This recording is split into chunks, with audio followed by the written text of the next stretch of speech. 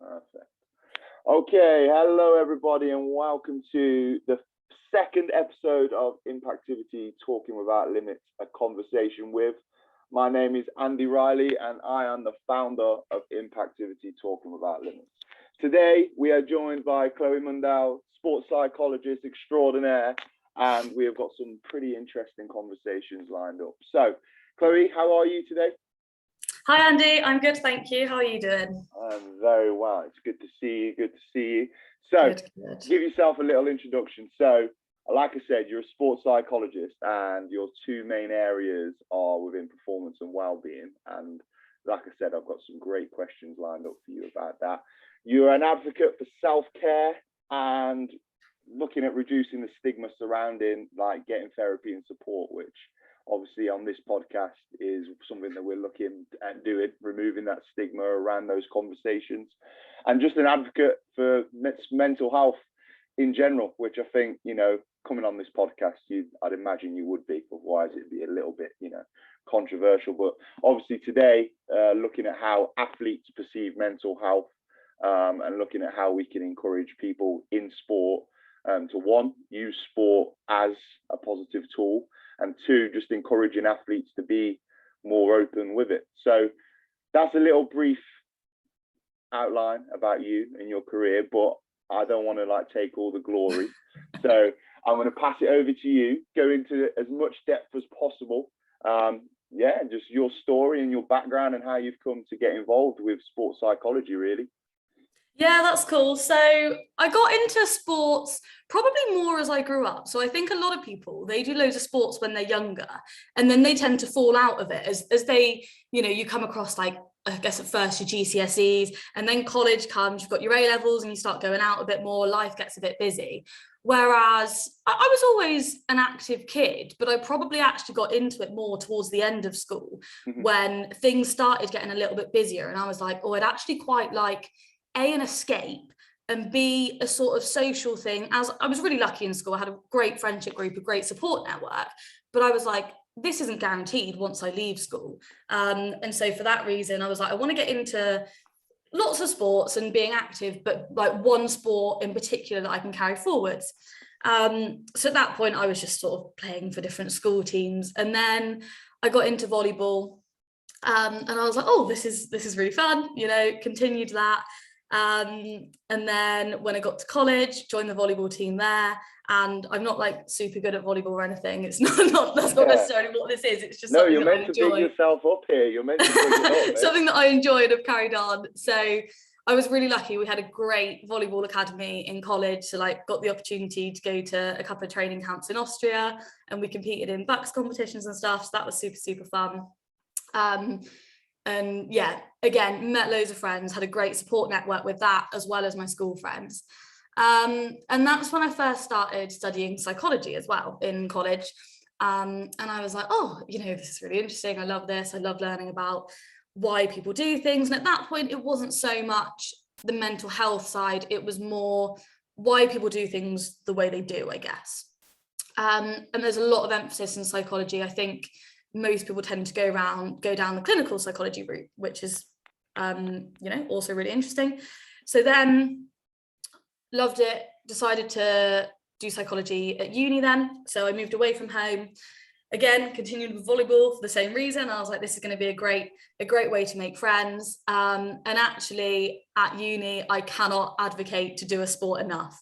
It's a great way to meet. I don't know what your experiences of this are, Andy, but it's an incredible way to meet people. It gets you out, may even provide you with another hobby other than drinking and partying 100%. On a weekend.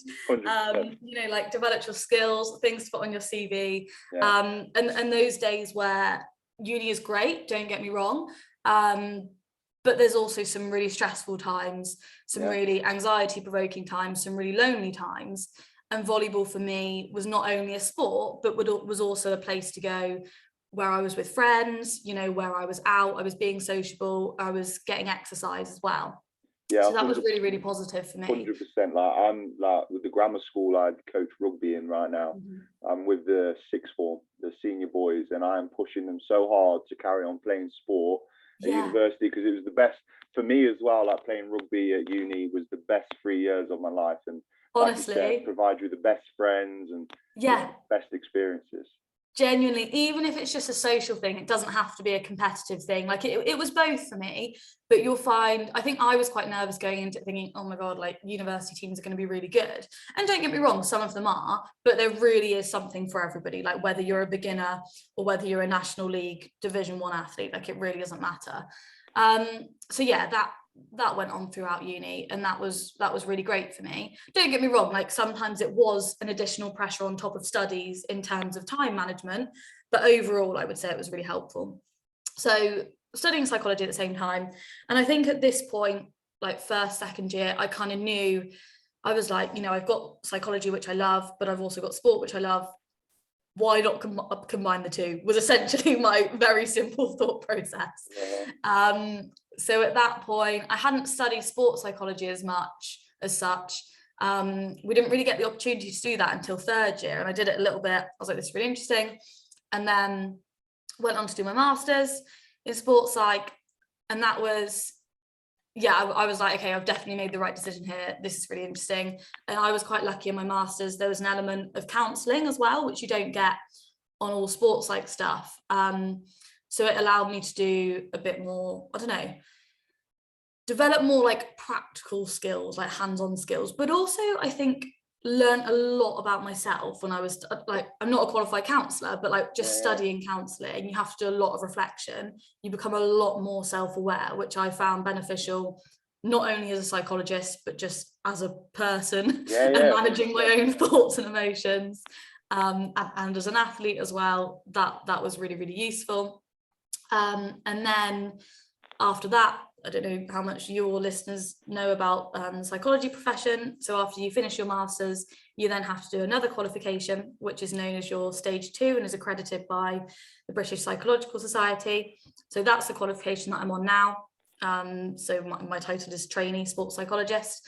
And the idea is at this point, you've got all the knowledge and you're just sort of learning to apply it. So it's more of a vocational qualification, and that's where I'm at now. That's awesome. That's like an amazing thing. I definitely couldn't have done it any more justice. But before we move on to like the questions, I just want to say, you can't come on here and say, yeah, I wasn't too good at volleyball, but then say, oh, I traveled to Austria and all this. You can't be like name dropping. But that, to be fair, that was, I was honestly so lucky. Like that was just the college academy I was part of. The coach was really passionate, had loads of contacts, and we didn't compete over there. It was just like a training holiday camp. I mean, still a great experience. It was amazing. I was really lucky. Good. So like where you are now in terms of like your training, are you going on placements and stuff? How does that work? Like what are you doing to, you know, carry on the experience?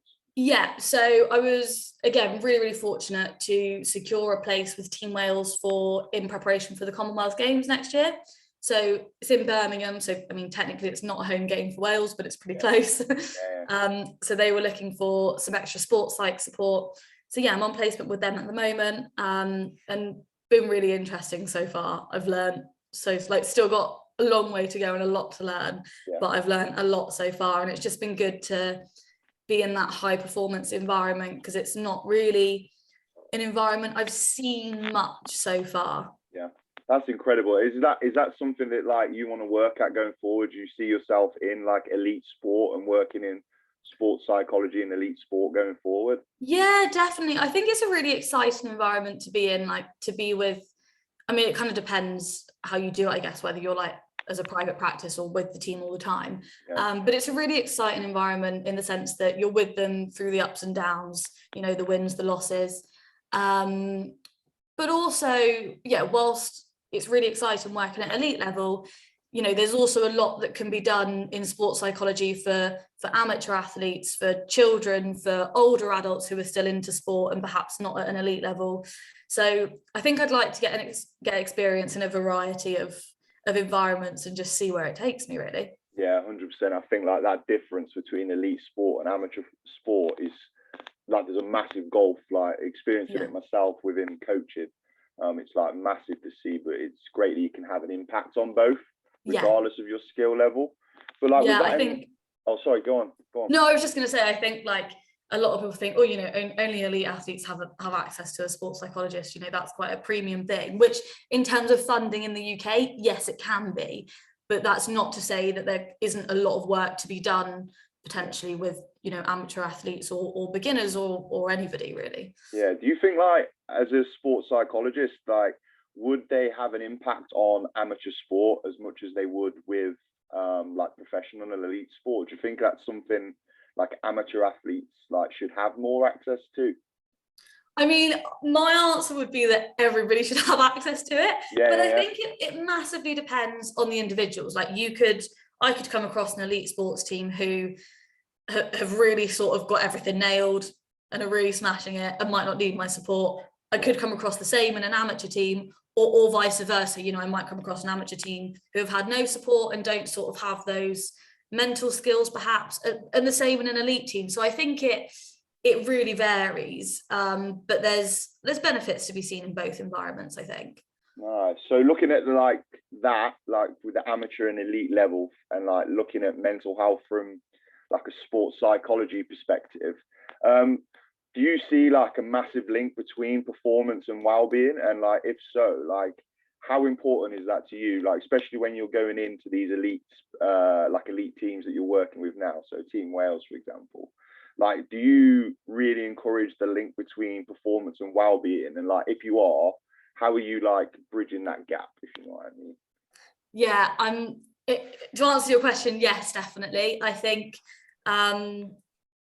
like in psychology, we talk about Maslow's hierarchy of needs and how you need everything sort of at the basic level to be able to perform at the top. So, you know, if you've got perhaps some mental health issues going on at home or outside of sport or even in sport, I don't think you can perform at the top level until that's something that's been addressed or that you've accessed support for. Yeah. So whilst performance in psychology is a big thing, and yes, of course you can support a team just with the performance side and sort of push the well-being and mental health aside if that's what they've requested and are looking for. But there is definitely a strong link there. And I don't think peak performance can really be achieved until any well-being needs have been addressed. Yeah. And like, do you find it like a bit of like an ongoing cycle? Because, you know, from my personal experiences, a lot of people you talk to, like when I've been in therapy and stuff, sport is one of the things that they push on you. But as like someone who's played sport all my life and stuff, it's really hard to explain to that therapist or whatever that I'm still playing sport, but it's more my performance that, like for me, my performance in training and games was the thing that made me realize there was something wrong with me, if you know what I mean, that I was suffering. So that's why I was just wondering, you know, how do you then combat this? So how do you make the difference between getting you performance ready and also maintaining that well-being balance, I guess? Yeah, so I think firstly, this is a very individual thing, so it's hard to sort of blanket over everything, but you're totally right in terms of that balance and almost that circle you go around, I suppose. Like, yes, sport has a lot of benefits in terms of helping your mental health and improving it, but sometimes we get to a stage where it's actually starting to have a detrimental effect on our mental health. And I think, again, without trying to make super sweeping statements, because there's a lot of factors involved, very individual, but something that's quite commonly seen in high level sport is issues around identity. So if there's a reason that they can't compete in sport, so recently we've had COVID-19, but also things like injury or retirement because they've come to the end of their career. And if sport has been your whole life and the only identity you've known, to have that taken away, it was once described to me, and this is a really great analogy to me. It's like legs of a table. So a table can't stand on one leg. It needs 4 generally. So if sport is one of those legs, that's great. But you need a few others there, whether that's family, friends, work, another hobby, pets, whatever it is. It's good. It's important to have that balance. And so whilst sport is a really crucial tool, it needs to not be your only tool, I guess. Yeah, well, yeah, and I think when you are in that like sporting environment, it's very easy to go like tunnel vision and just be like use it for everything. And I think that's where, for me, I've had to like find things outside of sport, because that used to be my coping mechanism, I guess. But then when it was not working for me, I, like you just said, I didn't know where to turn, because everything I'd normally do was in that environment. So like with that in mind, like how, like obviously you're a big advocate for like the self-care and stuff, and that's really important, and like looking at it through a sporting perspective. Do you think a lot of like, or do you see a lot of like a reluctance to talk from like athletes or open up, and you know, so and away from that performance, I guess? Yeah, massively. I think there's, I don't know if stereotype is the right word. There's a view from some athletes, again, not necessarily all, from some athletes, that if I open up about my mental health and my coach finds out, that's going to affect my selection, because it's a sign of weakness, and it's a sign that I might not be ready for the next tournament, the next match, the next competition. And that's very difficult. As a psychologist, you know, all the work that I do one-to-one with athletes or clients is confidential. Obviously, you know, there are times where that needs to be breached, but all the work I do is confidential. But yes, definitely. And I think stereotypically this is seen more in men than it is in women. Women are generally more open to talking about their feelings, and have grown up accessing more social support than men have. Men tend to be more closed to their feelings, as I'm sure you've experienced a lot since doing this. So yes, I would say definitely yes, more so in men, I think. And I think it is usually because they're worried that it might affect the selection process, and secondly, just because they're uncomfortable. You know, there is still a lot of stigma there, talking about your feelings, your mental health, your thoughts and emotions. 100%. So like obviously that must make your role really tough, because you've got to like draw a fine line between, I guess you must speak to coaches as well, but drawing that line between encouraging that athlete to open up and sort of having the balancing act with a coach and saying, listen, this is what's going on with this athlete, they need this, this and this. So how is that? Like, how do you find like either balancing that? Is that something you have meetings with coaches with before tournaments or something? How does that work? Again, so this massively depends on the relationship and the sort of agreement you have with the athletes and the coach and the team in general. So in some cases, I'll work, you always make this agreement with the athlete before you get into any sort of consultancy. So, you know, are you happy for me to discuss things with the coach? Would you prefer that it was kept between us two? However that discussion goes. And it, you know, it massively depends then. So some athletes like that it's, you know, all three of us involved, or perhaps more support staff involved, and it's a sort of triangulated approach. Some athletes prefer that it's just one-to-one. And that will depend really. I mean, not that not having a good relationship with your coach would be a reason for some not to, but, you know, most say, yeah, you know, my coach is aware of this and I'm happy for them to be involved. But, you know, some prefer that they're not. And that's, you know, as a psychologist, I will never be involved in any sort of selection process.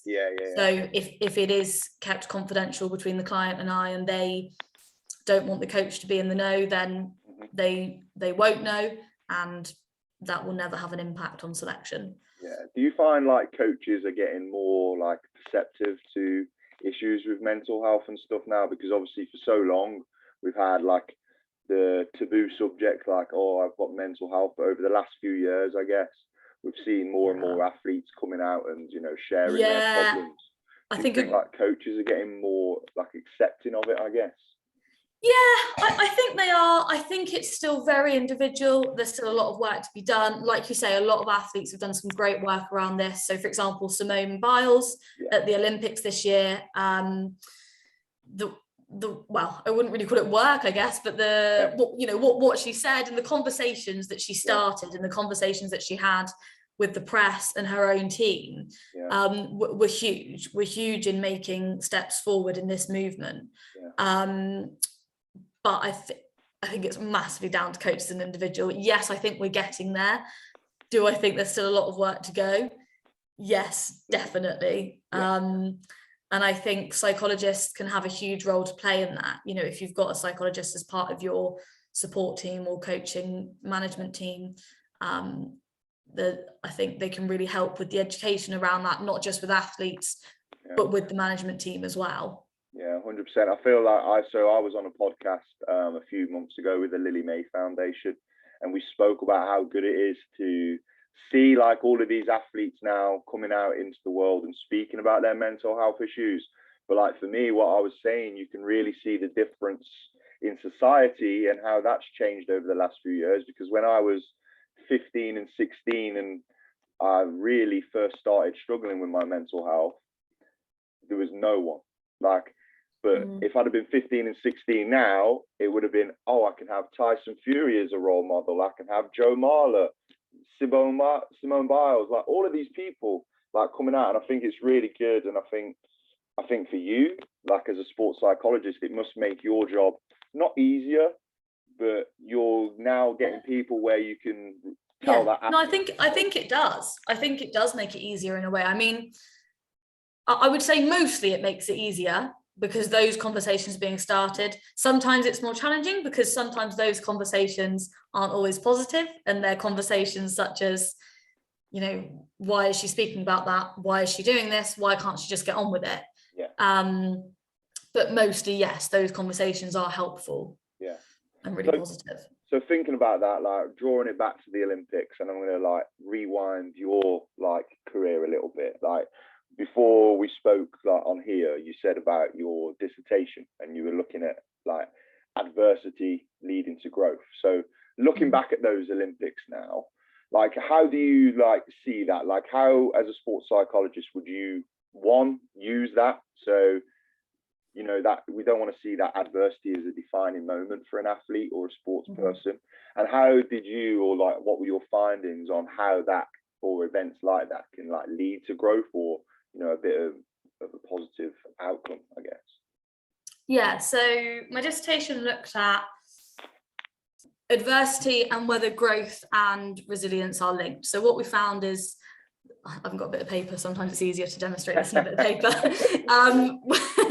When you So for those of you who are listening on Spotify right now, I've got the most amazing picture in front of me. It's incredible. No, you're not missing out on much right now. You're good.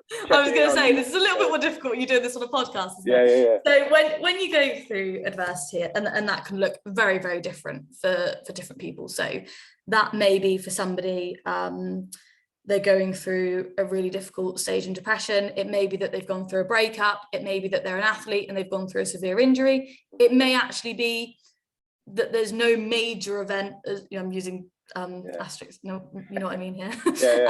There may be that there's been no major event to trigger it, but they're just going through a really difficult stage in their life. And you know, you hear people saying, "Oh, I'm at rock bottom."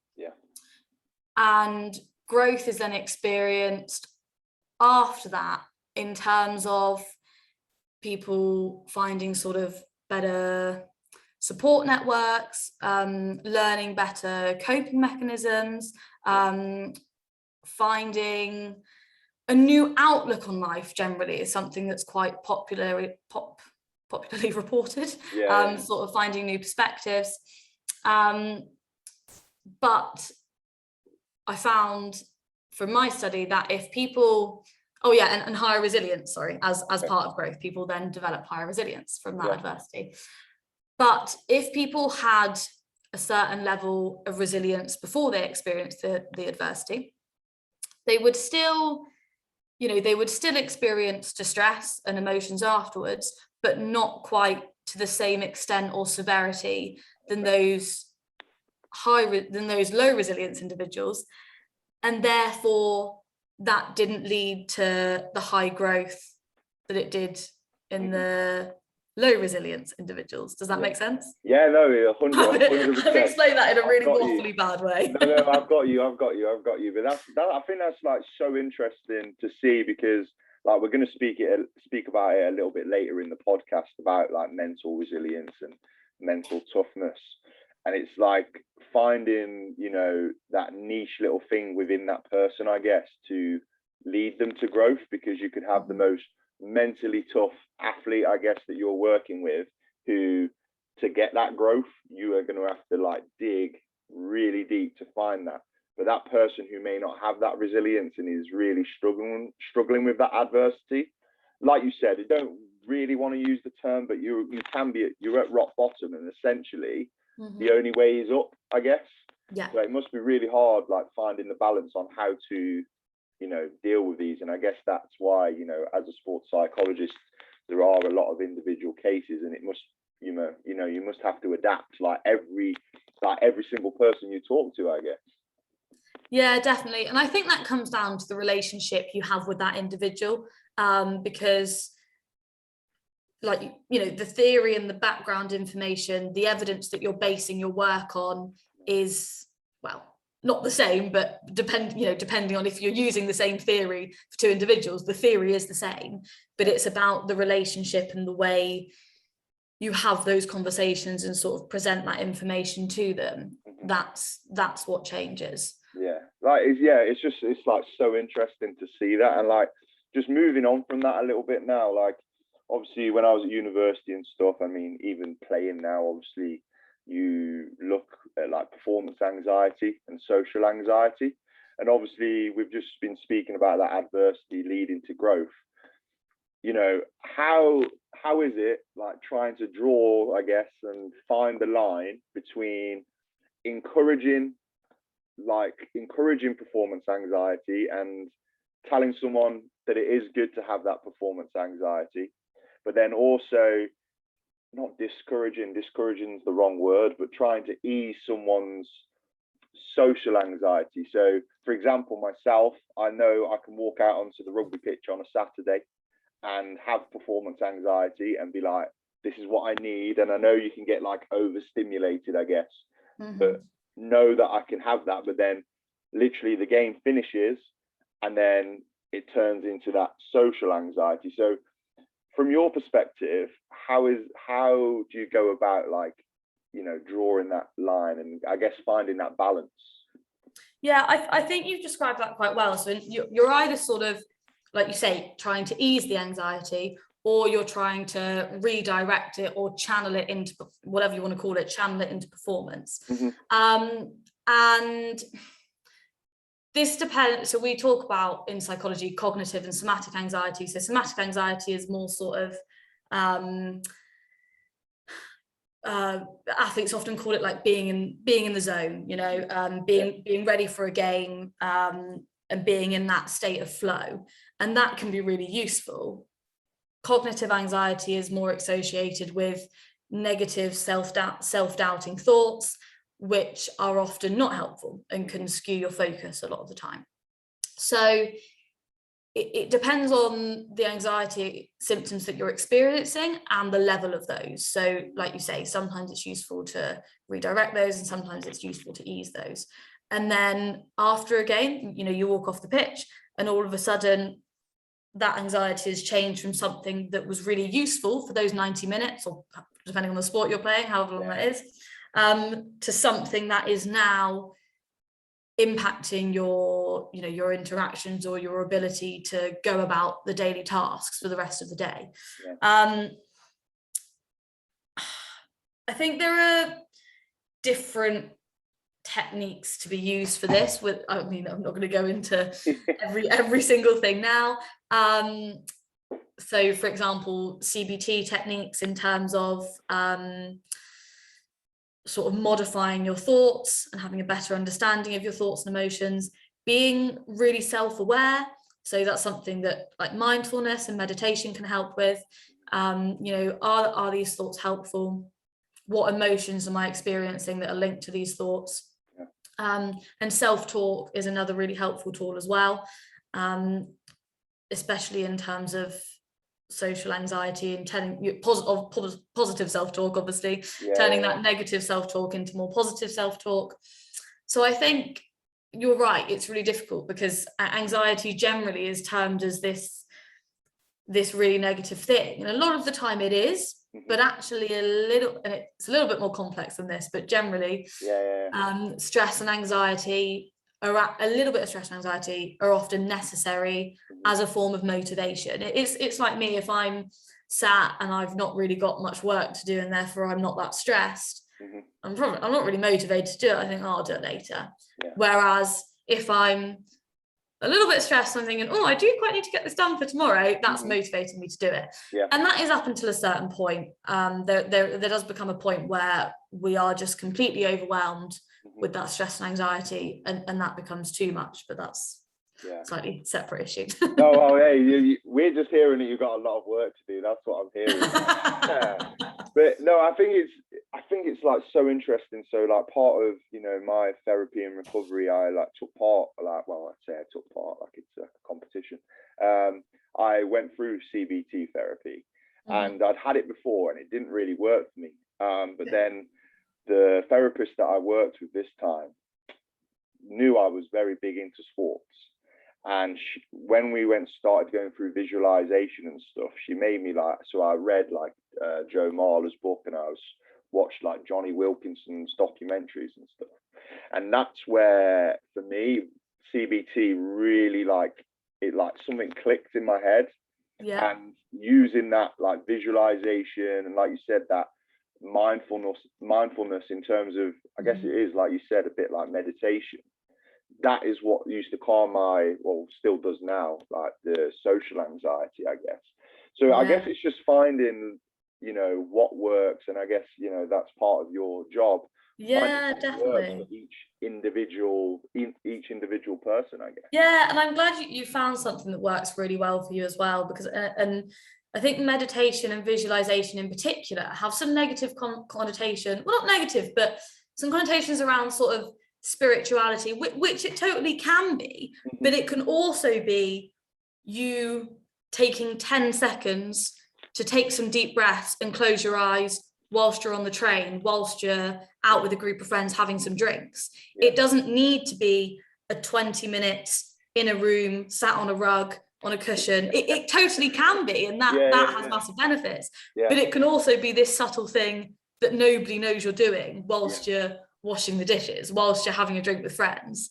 And I think that's where it can be really useful that people don't perhaps realize. I think you've like hit the nail on the head exactly there. And I think like, to be honest with you, when I first started CBT, automatically, and I guess this comes from a place where we don't have these conversations enough, and this is where this stigma is like a massive problem, because automatically when she was like, right, we're going to do some mindfulness and breathing techniques, I was expecting exactly that. I was expecting like the gongs to come out and, you know, like all of that. Oh, and me, don't get me wrong. Like, you know, I'm still on this learning curve. Yeah. So I think you've hit the nail on the head there. And if anyone out there is listening and, you know, is looking at going down that path, I think like Chloe's hit the nail on the head there, where that is like, if you want to do that, go ahead. That also has massive benefits. But it also, like you said, you can be like sat at home, have 10 seconds, like close your eyes and relax, go and have a bath, go and do something that like you find peaceful. Like it doesn't have to be that, you know, that image that everyone is probably seeing in their head right now about meditation. It does not have to be like that. It is literally just about being present, being aware of your body, your thoughts and emotions. And it takes practice as well. Like I am by no means an expert. Oh God, I get distracted so easily. So it does take a lot of practice, a lot of regular practice to see benefits of it. And some people are better at it than others. Like I honestly, like I say, I get distracted really easily. I'm actually, ironically, not very good at it. I mean, I wasn't the best. I'm like one of those like little puppies where they see something new and they want to go and try it. So I remember speaking to my therapist, and she's like, "What's going through your mind?" And obviously, when you're anxious and stuff as well, it's really hard to try and decipher what things need to be like focused on and stuff. So it does take a lot of work, and you know, those people listening out there who they may have even like started that journey. I think from my point of view, I did it before and give up on it very quickly, because it is definitely something that you have to work on. You're not going to be, you know, the master of visualization after 1 10-minute sitting. I think that's I think patience definitely is key, I guess. And start small. Start with 5 minutes at the absolute maximum, I would say, and work up from that. Oh, 100%. You're preaching to the converted right now, 100%. So like, thinking about all that and like using like all those tools and stuff, I want to like focus a little bit more on mental health, a little bit more now.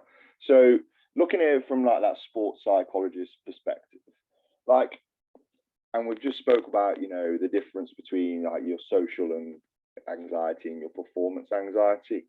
I'm looking at it now from like, with the athletes that you're working with, you know, how is that affecting like poor mental health, I guess? You know, like I was diagnosed with depression and stuff. And like I said, I realized that there was a problem when my sports performance, I guess, was being affected. So how do you see it affecting confidence, motivation, concentration? And, you know, what are some of like the strategies, I guess, that you use? I know they're probably all individual, but some of the strategies you use to like try and build a bit of that confidence back, try and get that concentration and motivation going, I guess, trying to get the fire in the belly. Because I know that for me, and I know it's a little bit of a ramble right now, but when I was turning up to rugby training, normally I'm the first one on the pitch, you know, I'm shouting, I'm probably doing people's heads in on the pitch when I'm giving, you know, commands and stuff. But I realized there was something wrong when I was just rocking up, and I didn't really, you know, I'd be like the last one stuck, like walking onto the pitch, and in training drills, I wasn't really that bothered. Yeah. You know, I had an amazing coach, and you know, his name's Craig, and he's coming on this podcast in a few weeks, and he spotted it straight away. But like, from your perspective, how do you combat that, and you know, get that sort of, try and get that fire in the belly back, I guess? Yeah, I think again, it is massively individual. So we've already spoken about, you know, CBT and the benefits that you've seen. So it might be a case initially, before we're trying to get that fire in the belly back, it might be a case of addressing those emotions and thoughts, or maybe actually before we're addressing those, becoming aware of those, and trying to find out exactly what those are, you know, what makes them worse, what makes them better, and starting to modify those thoughts. And then we're looking at things we've already spoken about, so things like visualization and self-talk. I think creating a safe, open and honest team environment and increasing team cohesion can be something that's really important in team sports. It can be a really lonely, isolating place if you're part of a sports team, and you're experiencing depression, anxiety, or other mental health issues, and it's not somewhere that you feel comfortable talking about it, and you're on the pitch, and like you say, perhaps your concentration's starting to lapse, perhaps you're not communicating as well as you used to, and therefore your coach and your teammates reacted, they might be shouting at you, they might be getting frustrated with you, whatever, but you don't feel comfortable to tell them the real reason. You know, you're just going, oh yeah, sorry, I'll work harder, you know, I'll work on it next session. Whereas actually, you know, this is an issue that needs addressing outside of that. And I think that's where a safe team environment, and by safe space I mean, you know, somewhere that people are able to open up about their thoughts and emotions, and that they are accepted there. There's no stigma around that, which I know is exactly what you're, you know, the work you're trying to do, which is amazing. And I think that's a really, really big key part of that. Something else that can help in terms of sort of, you know, perhaps if people have had some time off sport due to mental health issues and are looking to return, goal setting can be quite a big thing. Focusing on process goals, so focusing on, perhaps getting their enjoyment back into it, but perhaps doing things that they enjoyed initially and getting themselves back in that way. Yeah, no, I think you've brought up two like really important points there. Like for me, it just so happened we got hit with the second lockdown after Christmas, so I had a little bit of time off anyway. But coming back, setting those goals for myself were incredible. And like my first game back on the pitch, it was unreal. I might have had an absolute shocker. I can't even remember. But for me, like I didn't see myself like getting back on the pitch at all. Like this time last year, I wasn't even thinking about being on a rugby pitch. So I really agree with you there. Like setting those goals are something that's like really important.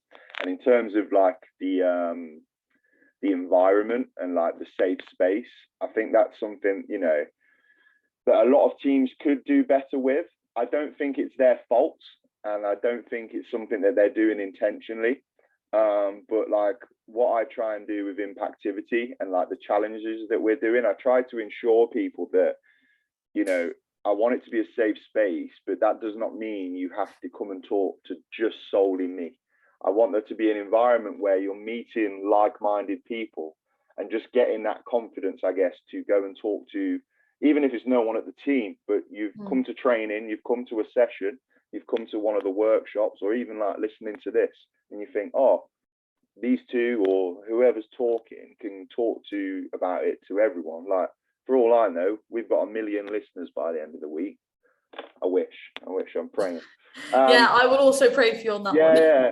But like, do you know what I mean? Like if we can go out there and have those conversations, I think that's also part of getting that safe space, not just creating the environment, but just hearing other people have those conversations. Yes, definitely. Hopefully encourages people to, go and have them with other people then. So I think they're two, great points. Now, here's the thing. We're coming towards the end of the podcast, and we've had some amazing guests send in like some questions for you. Now, I'm going to like throw you under the bus here and say you've been revising for ages for these questions. But me and Chloe had an amazing conversation just before this podcast started, and the questions have been sent in, I think, are like really interesting. So what I'll do, I'll hit you with a question, we'll have a little chat, and then just see where it goes from there. So the first question is from Jake. So thank you for sending that in, mate.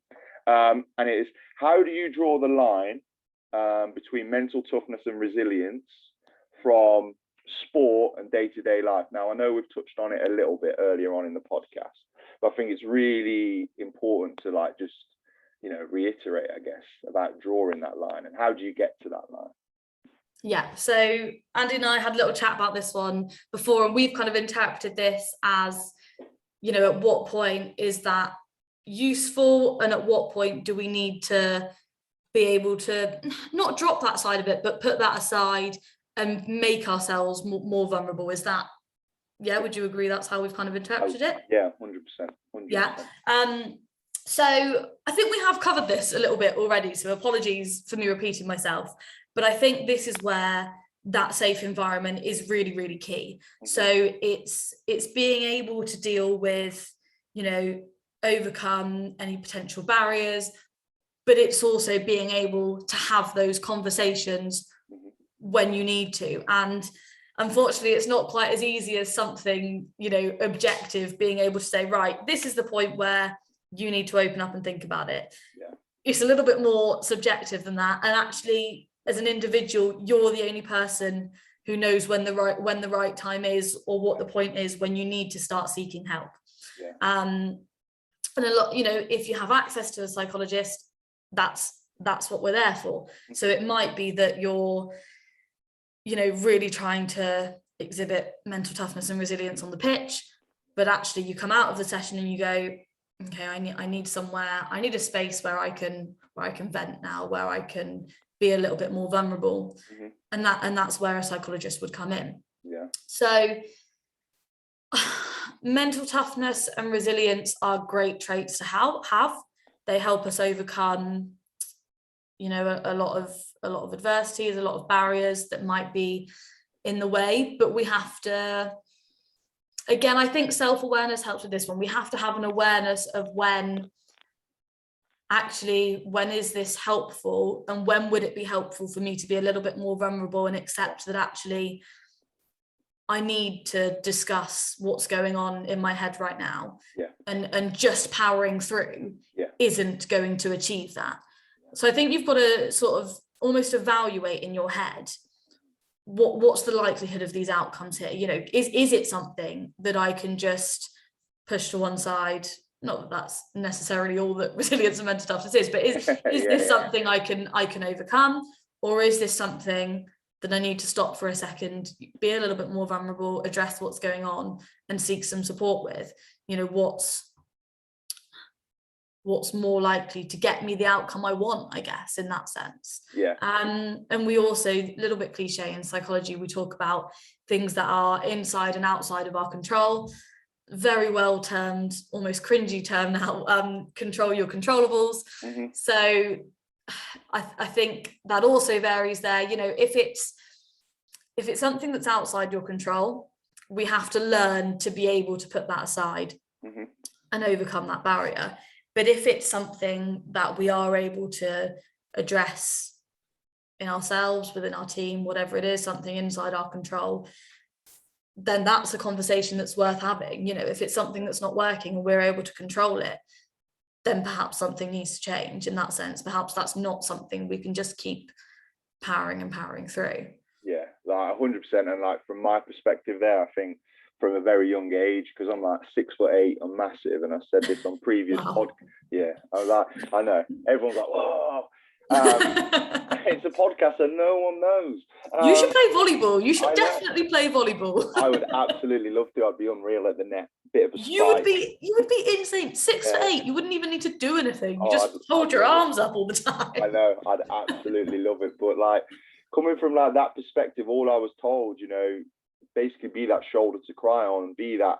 I was encouraged, I think, like over encouraged to have that mental toughness and resilience. And I think that's part of why, you know, Impactivity was created, to sort of, yes, you can have that and it's a good thing to have, but you've also got to be like ready to open up as well, I guess. Yeah, definitely. And I think we're talking here, and, you know, this is what has been suggested up until recently, is that as in, you've got mental toughness and resilience over in one corner, and then you've got sort of being more vulnerable, self-aware, seeking social support in another. Well, actually, they can go a bit more hand in hand than that. I was just going to say, like, for me, like, surely now, like, the way I look at it is me being open and the side of mental toughness as well. Exactly. You know, perhaps being resilient, perhaps the way that you're resilient is accessing social support and, you know, talking about things a little bit more. So actually, perhaps they can go a little bit more hand in hand 100%. than is sometimes portrayed in that sense. Yeah, 100%. Couldn't agree more. Right, you ready for the next question? Yeah, go on. All right, so this is from Ryan. He says, do you think all sports teams should have better access to sports psychology and like support networks? The short answer is yes. I think, unfortunately, most of the time it comes down to a funding issue. So especially in elite environments, you've got, for example, your head coach, your strength and conditioning coach, your performance analysis, your nutritionist, your assistant coach, nutritionist, staff, lots of other staff members, and psychology, unfortunately, often comes to the bottom of the pile. And I'm sure, I like to think, you know, if there was unlimited funding, that every team would access a sports psychologist. I think it is often a funding issue, which, I don't know, you know, as a psychologist, of course, I'm going to advocate that it's... That's a whole other podcast right there. Yeah, I was going to say, of course, I'm going to advocate that it's the most important profession.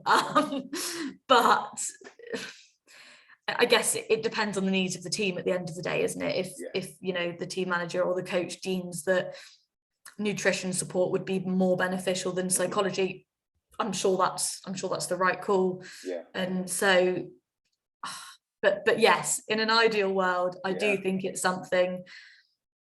I think it's something everybody can benefit from anyway, even if it's, you know, it's going to be more minor things than others in some sense. But it might just be that make you a little bit more confident, make you be able to focus or concentrate better, perhaps improve your communication skills. I think there are lots of things there that can be useful, but yeah, for some teams more than others, for sure. Yeah, I think it's like a really interesting one. So like from a coaching perspective, on a lot of like the courses you go to for CPD and stuff, and from a lot of other podcasts you listen to, a coach nowadays is also seen or deemed to be sort of that psychologist. You've got to know how each player responds. So are you the player that I put my arm around? Are you that player that I can have a go at and hammer?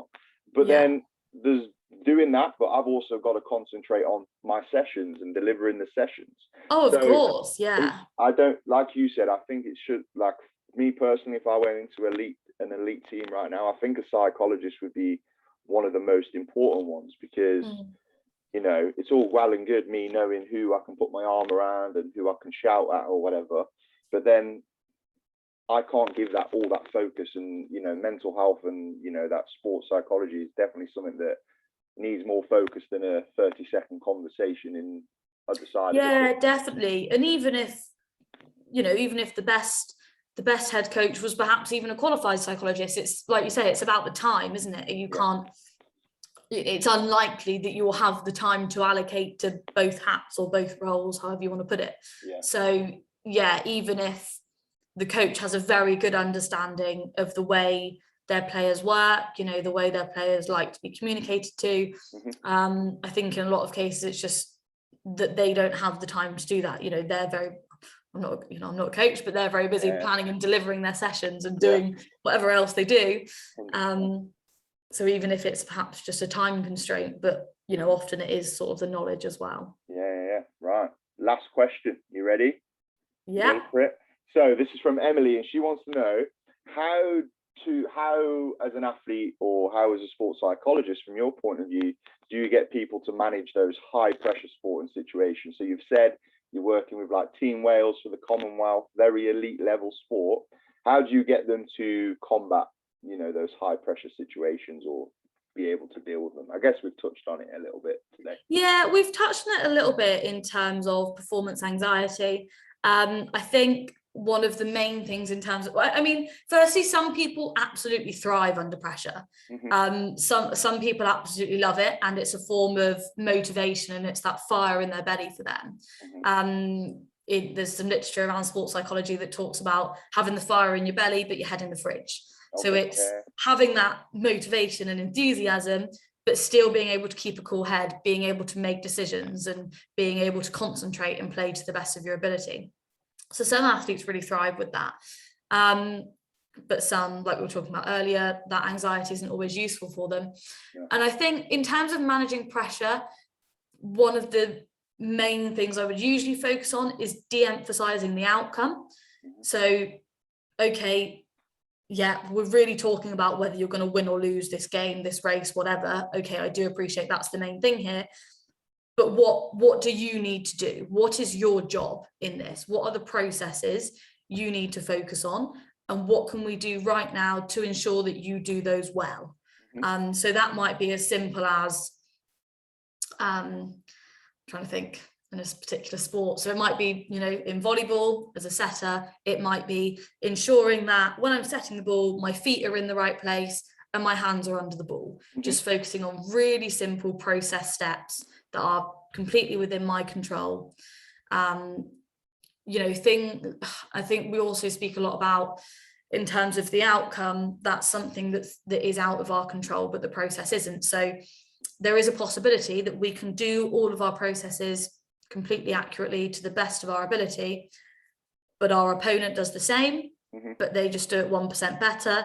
And therefore we might play the best we've ever played in our lives, but we might still lose that game, that race, whatever. And for that reason, we're really trying to, when we're managing pressure, de-emphasize the outcome as much as possible and just focus on what can I control, what do I need to do, and what can I do right now to ensure that I do that well. And we might also, earlier we spoke about imagery or visualization.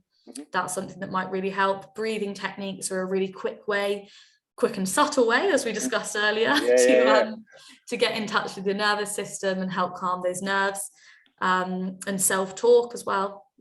That's another technique that can be really useful. And longer term, like I've already said, if that's something that athletes experience longer term and you've got a big event coming up that you know you're likely to feel that pressure, CBT and managing those thoughts and emotions, learning how to do that long term can be really useful for that as well. Wow, that's awesome. And you've made it to the end of the Q&A.